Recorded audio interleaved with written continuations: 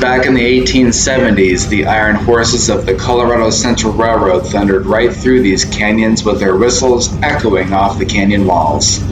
They were hauling fortunes in gold and silver from one of the richest mining districts in the area. As we head up to Pickle Gulch, a moderately easy 4x4 trail above Blackhawk Colorado, I will share a bit of what I know about the area's 19th century history.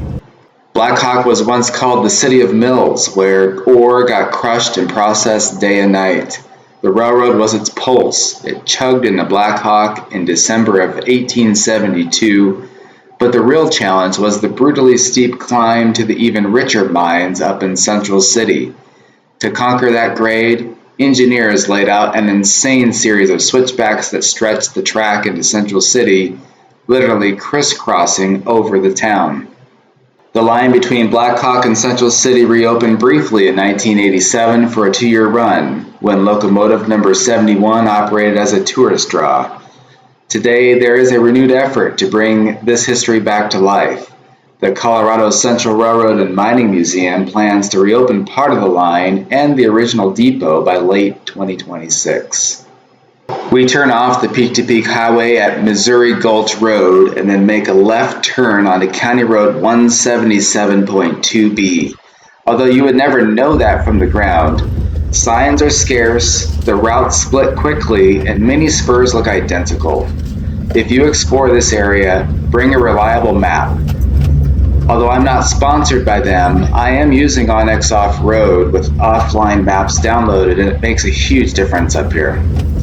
Once the pavement ends, you'll start to feel the history under your tires. The quiet slopes and scattered timbers are the remnants of a mining district that once pulled prospectors deep into these gulches.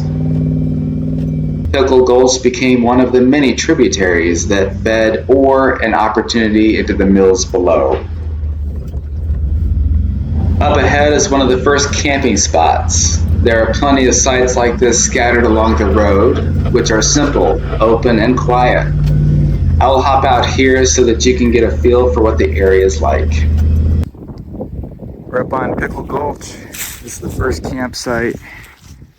Thought I would stop and take a look around.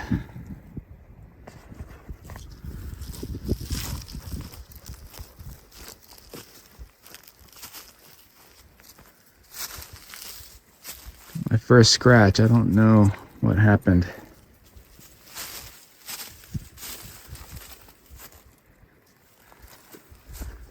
A lot of you guys are asking about my tailgate, so I thought this would be a good opportunity to show you how disorganized it is. It holds plenty of goods. Alright, I'm gonna hit the trail.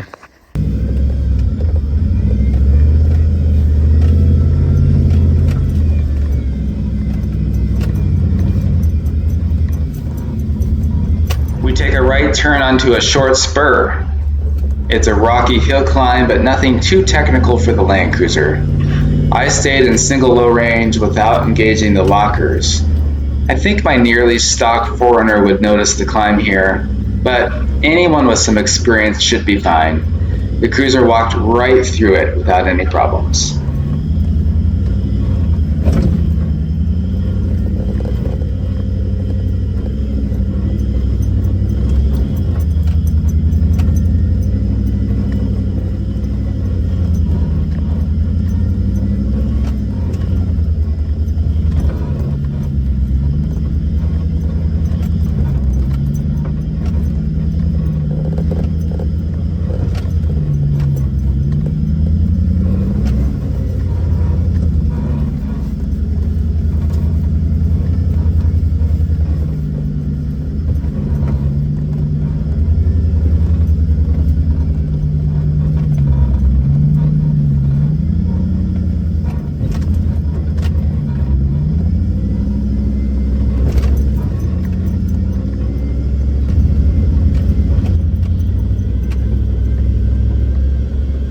Off to the left is an old log cabin.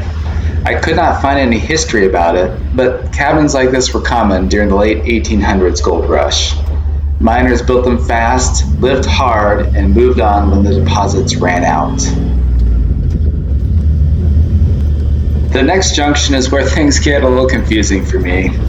I turned left a little too early here, and the road quickly told me that I was off track. My map made it easy for me to get my bearings straight, which reinforces how important it is to have a good map of the area. There are literally roads that go every which direction.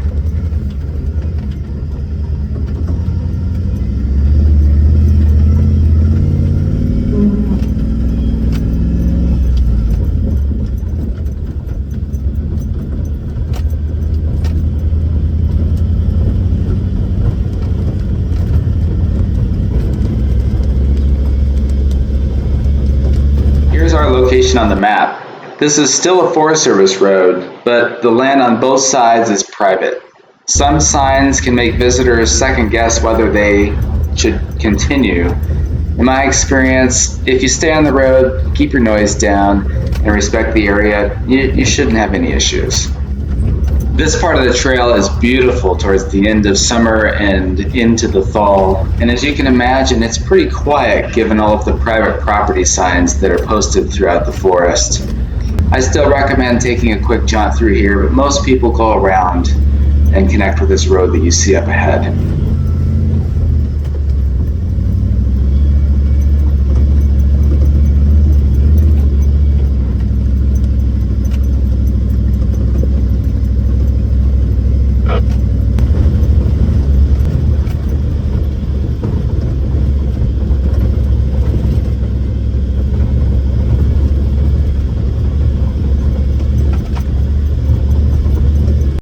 From here the road winds down towards the town of Apex. I could exit this way, but I continue right to check out more of the views.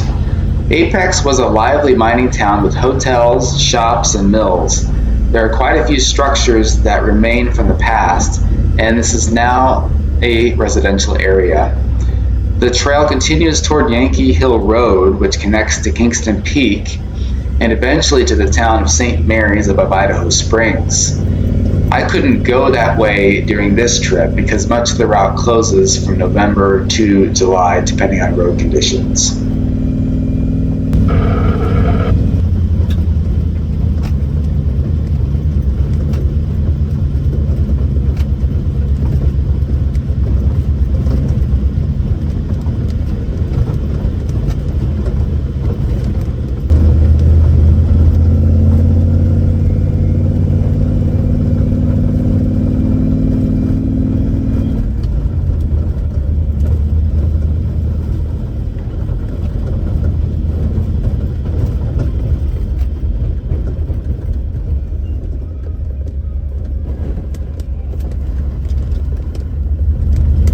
I find that Yankee Hill is usually best run from east to west, though I am running the opposite direction today. Running east to west lets you tackle Boulder Hill, a rocky climb that keeps the route engaging. As you gain elevation, the terrain opens up, the air cools, and the scenery just starts increasingly getting better and better. I didn't have my camera on at that point, a little bit later here in this video, because there really wasn't much to see as I was descending the boulder field into the valley, and it was starting to get kind of dark.